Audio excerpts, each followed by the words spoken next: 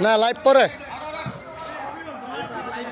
দেখেন বাঁশের কেল্লায় কি সুন্দর একটা খেলার মাঠ, সবাই খেলতে আসবেন।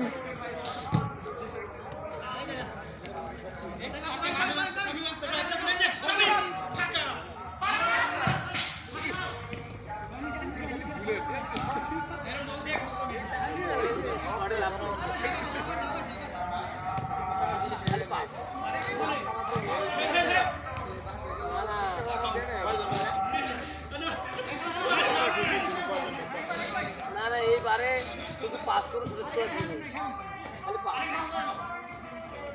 বন্ধু